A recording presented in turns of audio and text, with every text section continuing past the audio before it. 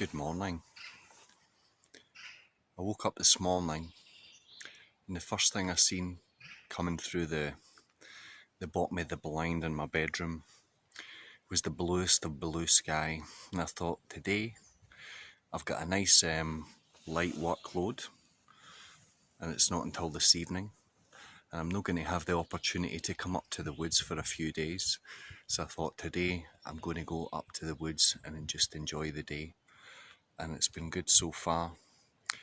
But what I want to talk about today is people confusing fear and excitement and embracing new people and new things. And I've had quite, what day are we on today? It's Wednesday, and I've already had quite the week.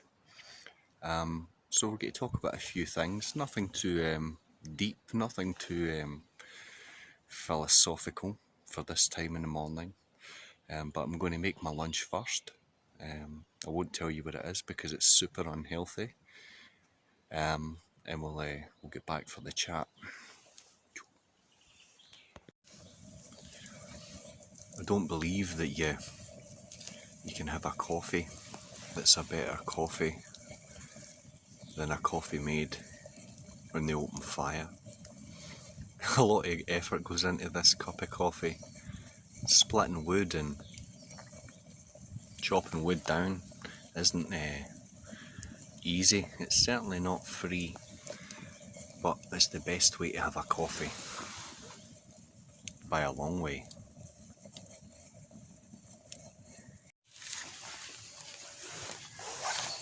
Coffee. Ouch. Oh, the old knees cracking away.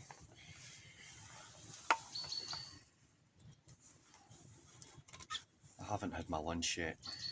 The fire's a bit too hot and I don't want to I don't want to totally disintegrate my big beautiful smoked sausage and my barbecue sauce. So I'm going to let the fire cool down a wee bit first. I'm going to have a wee sip. Now the sun is back out, but between the introduction kind of bit, and it was quite interesting, and I just had to kind of pause in the moment for a wee while, but it got quite grey. Then all of a sudden there was a few snowflakes. Now it's the 5th of the 5th, and I was quite surprised to see a few snowflakes, but I hear we're in for some snow in the next few days, which is good. Some people, and I've done it, you're oblivious to the constant change and even the weather and the temperature and the wind direction and all these things. And there's a bit of steam where the sun's shining through the trees and it's hitting the moss and the grass, and the steam's just lifting up. There's so much going on round about. It's all real stuff. It's all real nature. It's all real world things. But I've had a great week so far. Not to mention that the old Saab is running like a big beautiful Swedish dream, and I know I say beautiful, I don't know why I say beautiful, but the car is going well. It's been a bloody year and a half, a constant problem after problem, but I think I've got to the crux of things, and touch wood, real wood, which is right here, the thing is going like a dream. Now I wanted to talk today about mistaking fear for excitement, amongst a few other things I want to talk about today. But fear and excitement, a lot of people get them confused. For example, if someone's going for a job interview or even perhaps a date or meeting someone for the first time, you feel, or you believe you're feeling fear there as the snow back on and the sun is out and snowflakes are falling. it's something else. But anyway, fear and excitement. And I always remember speaking to a friend of mine, and I would always say to her that life is exciting pretty much all the time. And one of her issues that I could see was she was confusing fear and excitement. Now, yesterday morning, a real life example of this that happened to me. I got up in the morning and I had 3 new clients yesterday. Sorry if I seem distracted, but it's weird. I'm getting the heat from the fire, the mist from the heat of the sun off the grass and the moss, whilst snow is falling amongst the smoke from my fire. It's a very unique environment. But yesterday morning or yesterday afternoon, I had 3 new clients, one of which I knew from years ago, a nice young guy I met possibly in 2014, 2015 or thereabouts, round about that time when I was training in a gym not too far away. And we became acquainted, and his company and any short conversations that we had were always pleasant conversations, and the guy had a nice vibe, friendly guy, smiley guy. Anyway, he got in touch with me recently and asked me if I was doing mobile hairdressing and barbering, to which I said yes, I am. Unknown to me that his mother and his sister were both deaf, and he asked and he proposed that I take on his sister and his mother as new clients as well. He wanted to arrange this to happen, and it happened yesterday. So yesterday morning I woke up and I had that tickly butterfly feeling in my tummy. I was really running on adrenaline, and for a moment it almost felt like nerves and fear, and that was the thoughts getting carried away. I was thinking too much into things, thinking, how's it going to be? Am I going to be awkward? Am I going to be nervous and make these people feel uncomfortable? Which I don't want to do. I always want to make people feel comfortable, and that I appreciate their business and I appreciate their company and things. And then it dawned on me the lesson that I had been teaching a few people, or had observed in a few people. I needed to apply that to myself. And what I realised was it wasn't fear, it was excitement. I was doing something new and engaging with new people. So once I came to that realisation, I knew I was excited, and I was happy to be excited, and I felt privileged to be excited about something new, because I've done the 9 to 5 or the 7 till 7, and I've done all the shit shifts under the sun, and I now live a way that's really quite free. I work when I want to work, I work with whom I want to work with. I'm in a really good position at the moment, which I'm grateful for. So anyway, I'm driving out to meet these new clients. I couldn't get there fast enough. Although I was taking it easy on the old Saab, I wasn't wanting to kick the arse out it and something come flying up through the bonnet of the car. But anyway, we got there in one piece. The car ran like a big, beautiful Swedish dream. And I got to the house. I met my friend, and we greeted each other, and it was nice to see him. Some people just have a positive energy, or they exude positive vibes. The vibe was good. The guy's a cool guy, down to earth guy. And then I met his sister, and she greeted me and showed me what she wanted done with her hair. And through this friend, he was communicating with his sister to me, and she was communicating to me as best she could. Now, what my friend proposed to me was that whilst I'm in his company, he teaches me sign language, which he had proposed when he got in touch. And on top of meeting new people under new circumstances, new conditions, and the thought of learning a new, I wouldn't say so much a skill, a new way to communicate with people, it was an exciting day. So I learned how to say Willie and various other things. I know how to say lap dance as well, and it was unique. It was a great experience, and it was so smooth, and I felt so comfortable. And even with the obvious barriers, my friend, I would wish to ask his mother or his sister something, and instead of me communicating to him to communicate to his sister or his mother, he would show me the sign, and his sister and mother would observe me, which was, it was a bit not daunting. It was like new. I felt boyish, I felt quite giddish, but I was really enthusiastic to pick this up. And as he was showing me sign and I was trying my best to do what he was doing, I just felt, wow, I'm long in the tooth. I'm by no means an old man, but I'm certainly not a spring chicken anymore. And I felt really privileged to be being taught new tricks, so to speak. So this is going to be something that I'm going to endeavour to learn as best I can, and not because I want to start making sign videos, which you never know, a year or two down the line I might be coming out with all my philosophy and my conspiracy theories in sign language as well. And not because I want to build a clientele of deaf clients or clients who are using sign or need sign.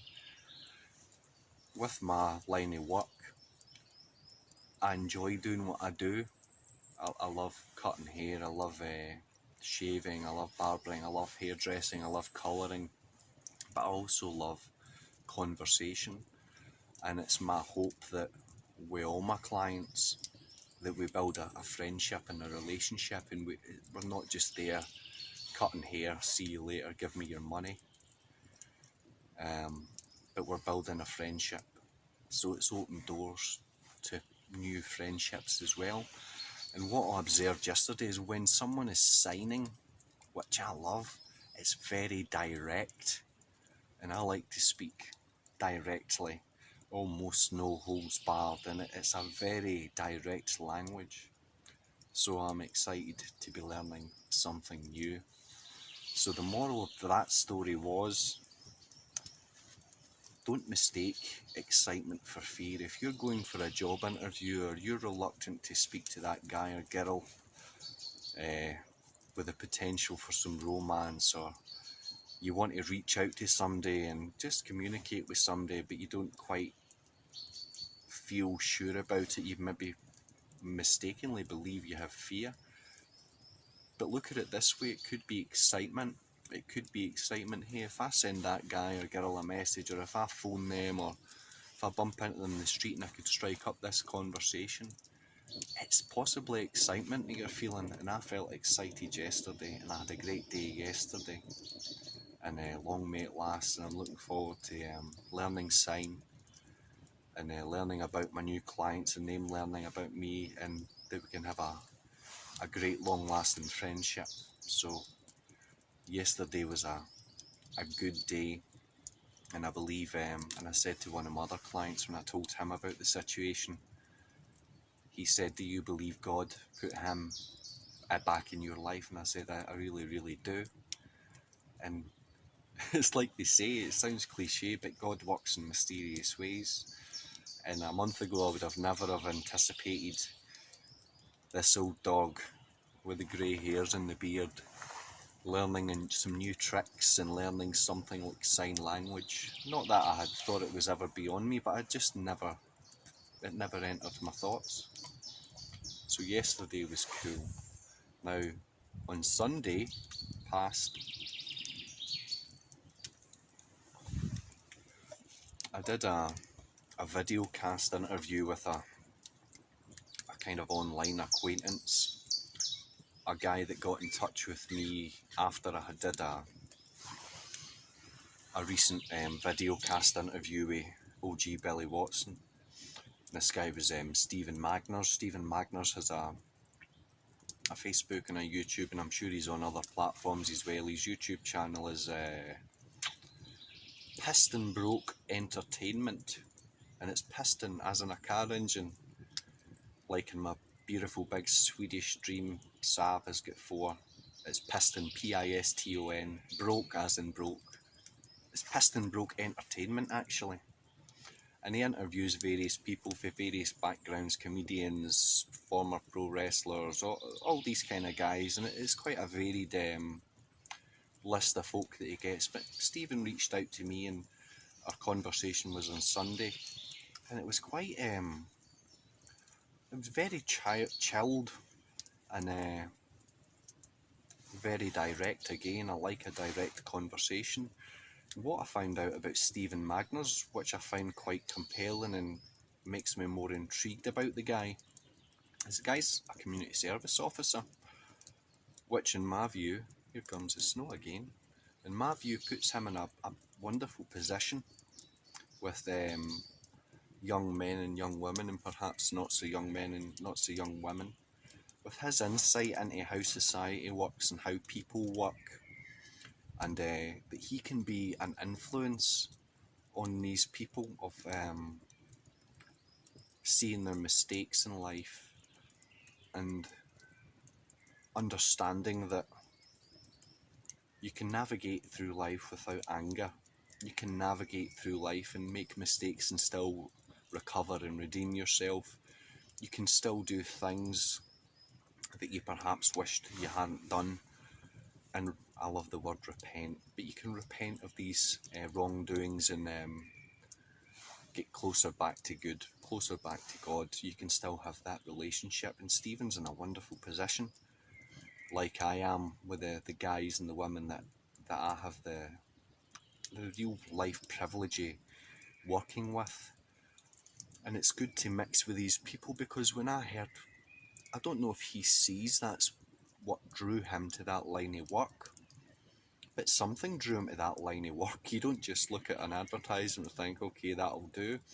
And I think it's maybe, whether he realises it or not, he's going to share his understanding of things and his wisdom and his life experience with people who could possibly benefit from that life experience. And we had our video cast interview that was an hour long, and we touched on things about the feminisation of men and how men are, or the idea of man is being diluted down. And we spoke about things that we're observing. One of the recent things I've observed is football is just so pussified now, and football players are so soft and weak-willed men with no dignity and no courage and no drive to overcome. And some of them play on the victim mentality, as if they are some damsel in distress who's been violated in one way or another, and their feelings have been upset, when I know the reality of the matter, especially with regards to individuals that are referred to, and they do things off screen that you certainly wouldn't pity them for if you knew that things weren't going their way in life, and we'll leave that at that. But yes, things are going well. And even this morning when I looked outside and I seen the blue sky, and I thought, I'm going to get up to the woods today, and I'm going to listen to the sound, and I'm going to have something to eat, and I'm going to enjoy my fire. I realised that things,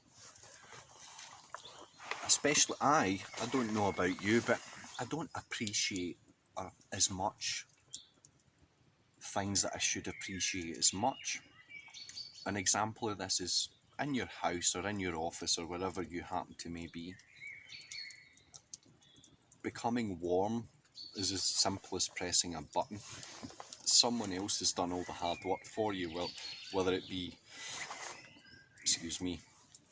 the plumber or the heating engineer or the electrician or whoever. And all that technology that brings you that warmth at the touch of a button, we don't appreciate it, we don't take it, or we take it for granted. And when I come up here, what I love is the effort of carrying a log from a quarter of a mile up there, bringing it here, chopping it down, chopping it up, the effort that goes into lighting the fire and make sure the fire lights. And I'm harvesting the heat and the energy of that fire to make my coffee and cook my food. And there's a lot of reward that comes from that, actually doing things yourself. And at night time when I'm up here, I'm getting the light from the fire. You're getting so much for putting effort in. But in the house, it's like pressing a light switch and on comes a light, or pressing a button and the heating comes on, or flicking the switch in a kettle. And life has become too easy for people, and no wonder they don't feel fulfilled in the day-to-day of things, whether it be getting up and even making a cup of coffee, or sitting about all day watching TV, or watching males running about kicking a football. When you have a pastime, whether it be hill walking or doing some Monroes, or out in nature, or even coming sitting and making a coffee by the woods, there's a reward that comes from that, and you appreciate, even if it is just whilst I'm sitting at the fire, I appreciate what I have done to make this happen. And I would like other people to enjoy this. And on this coming Saturday, I've got a young friend of mine, and he's a client as well, but he's more my friend than a client. And he's coming up here for the first time, and I'm going to show him what work is all about. I'm going to make him chop some wood and light the fire himself, and when he eventually does get it done, he's got to go, wow, I appreciate that fire's on, because A, I'm freezing, B, I'm dying for a coffee, I want some food in me, and we're going to have a chat, and we're going to be up here, and the only distractions are the birds chirping, the wind in the trees, the weather's up and down, left and right. That's irrelevant. But on Saturday, I'm going to have a wonderful day, and I've got clients in between, and on Saturday morning actually, who I'm looking forward to spending time with all these people. And if we all take a minute just to appreciate the people that we choose to spend time with, or why are we spending time with these people? Is it through necessity? Is it through obligation? Or is it because you just thoroughly enjoy these people? And I thoroughly enjoy everybody who I choose to spend time with, or who reaches out to me and chooses to spend time with me. So, no doom and gloom today. I'm not a doom merchant all the time, and I just wanted to share some real-time, real-world observations with you guys, and maybe you can start observing your world a bit more like that as well, and you might just start appreciating things. And if life is getting you down, you're maybe just not looking hard enough, or if you are feeling fearful of what's to come in the future, perhaps you're just excited. But I'm going to, now that the fire's died down a wee bit, and the snow is threatening to come, there's a few flakes falling, but I don't think it's going to come to much today. I'm going to bid you farewell. I've got a treat actually for anybody who's stuck about till the end.